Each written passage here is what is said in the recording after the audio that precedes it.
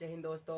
आज का हमारा टॉपिक है स्वतंत्रता का अधिकार। इससे पहले के वीडियो में हम लोग जाने थे कि समता या समानता का अधिकार क्या होता है, इसके बारे में हम लोग जान चुके हैं। अगर आप लोग जो है वह वीडियो नहीं देखे हैं तो प्लीज़ जाकर पहले वह वीडियो देखिए, उसके बाद जो है आप लोग यह वीडियो देखेगा तो आपको अच्छा समझ में आएगा। तो चलिए हम लोग जानते हैं कि स्वतंत्रता का अधिकार क्या होता है। उससे पहले हम लोग पिछले वीडियो में जो जाने थे उसके बारे में थोड़ा डिस्कस कर लेते हैं। यदि आप लोग वह वीडियो देखे होंगे तो धार्मिक स्वतंत्रता का अधिकार क्या होता है, इन सभी के बारे में जो हम जाने थे क्या क्या होता है। तो इस वीडियो में हम लोग जानेंगे स्वतंत्रता का अधिकार क्या होता है।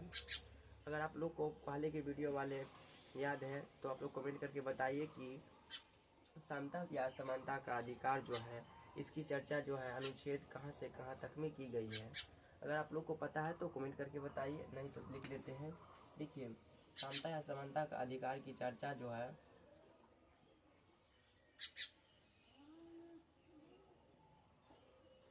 अधिकार की चर्चा जो है 14 से 18 के बीच में किया गया है। समता या समानता का अधिकार की चर्चा कहाँ तक में किया गया है, तो अनुच्छेद 14 से 18 के बीच किया गया है इसकी चर्चा। अब हम लोग जानते हैं कि स्वतंत्रता का अधिकार। देखिए, स्वतंत्रता का अधिकार की चर्चा जो है कहाँ से कहाँ तक है, तो आर्टिकल यानी कि अनुच्छेद 19 से 22 के बीच में किया गया है। स्वतंत्रता का अधिकार की चर्चा जो है आर्टिकल 19 से 22 के बीच में की गई है। तो हम लोग जानते हैं कि अनुच्छेद 19 में जो है क्या बताया गया है। अनुच्छेद 19 क्या कहता है, तो देखिए अनुच्छेद 19 जो है, अनुच्छेद 19 कहता है कि अभिव्यक्ति की स्वतंत्रता, यानी कि कोई भी व्यक्ति पूरी तरह से स्वतंत्र है, वह जो चाहे वह कर सकता है। यही बताया गया है अनुच्छेद 19 में। तो देखिए क्या क्या बताया गया है।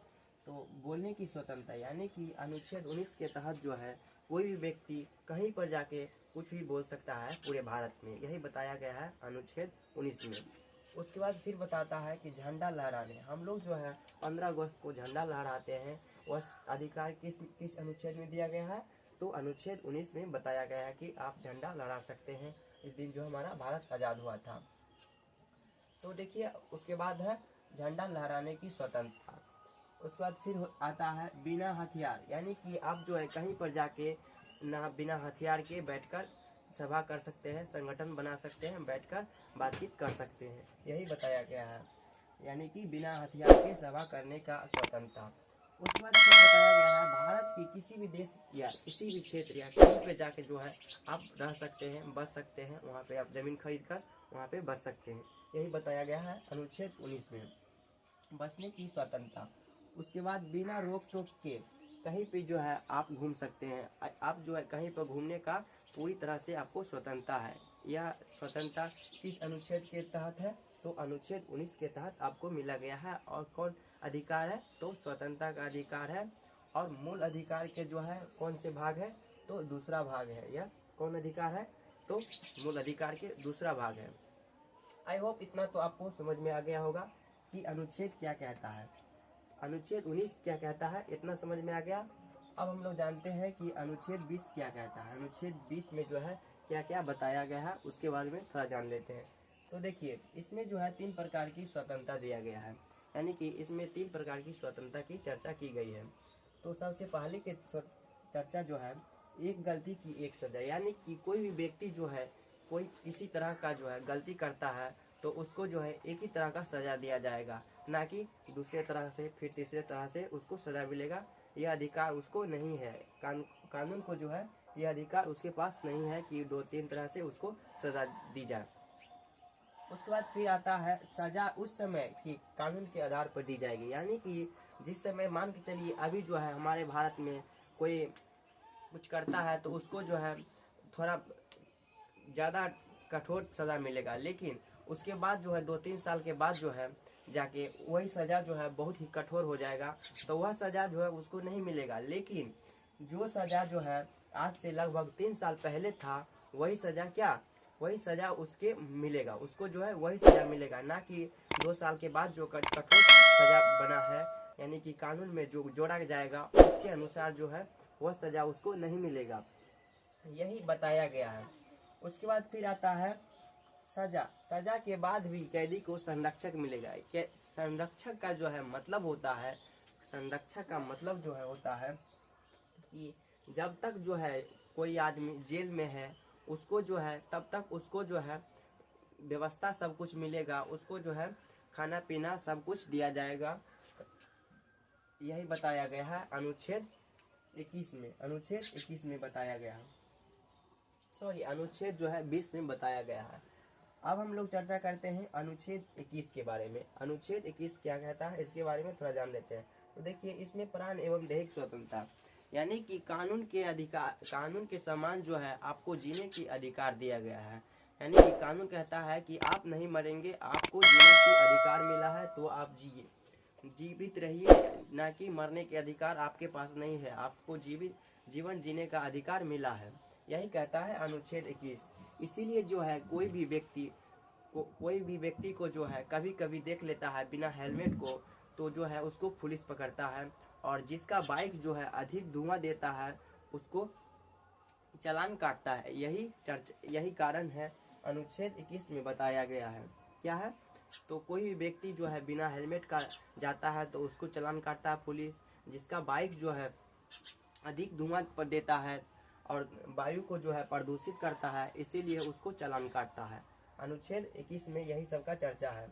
अब बताया गया है इसके अनुसार जो है अधिक धुआं देने वाली वाहन, यानी कि कोई भी गाड़ी जो है धुआं देता है उसके बाद चालान काटता है, उसको जो है चालान काटता है।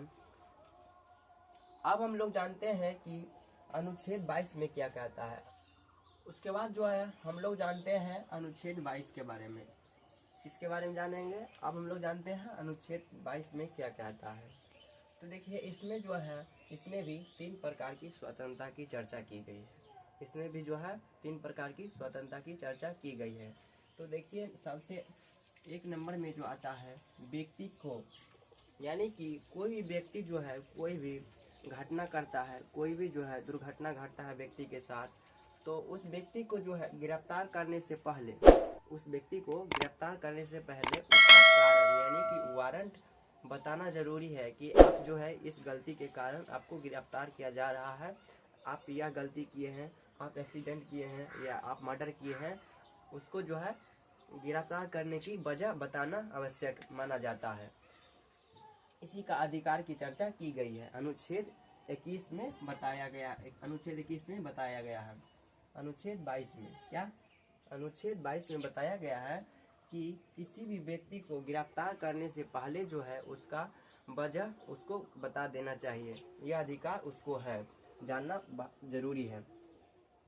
उसके बाद दूसरा में जो है दूसरा अधिकार जो है 24 घंटे के अंदर, यानी कि कोई व्यक्ति जो है कोई भी व्यक्ति जो है कोई कुछ करता है, किसी को हत्या कर देता है, किसी को मर्डर कर देता है, तो उसको जो है न्यायालय 24 घंटे के अंदर जो है उसे न्यायालय में ले जाना चाहिए, प्रस्तुत करना चाहिए। न्यायालय में जो है प्रस्तुत करना होता है उस व्यक्ति को जो है 24 घंटे के अंदर में, कहाँ, न्यायालय में या प्रस्तुत करना होता है।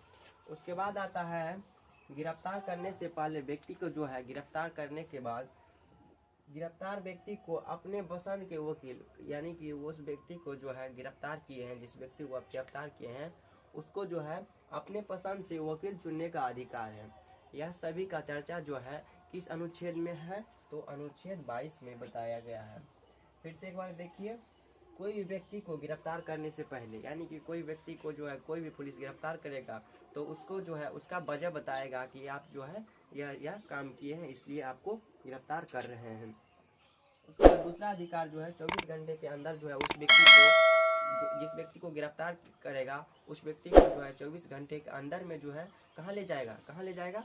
तो न्यायालय में प्रस्तुत करेगा। कहाँ? न्यायालय में प्रस्तुत करेगा। उसके बाद आता है गिरफ्तार व्यक्ति को जो है अपनी पसंद को वकील चुनने का अधिकार है। तो आई होप ये वीडियो जो है आप लोग को पसंद आया होगा। अब जो है हम लोग नेक्स्ट वीडियो में जानेंगे कि श्वसन के विरुद्ध अधिकार क्या होता है, इसका चर्चा कहाँ से कहाँ तक में की गई है, इन सभी के बारे में जो हम लोग नेक्स्ट वीडियो में जानेंगे। यदि आप लोग इसी तरह जानना चाहते हैं तो हमारे चैनल को सब्सक्राइब करें और अपने दोस्तों के साथ शेयर करें। वीडियो देखें, धन्यवाद।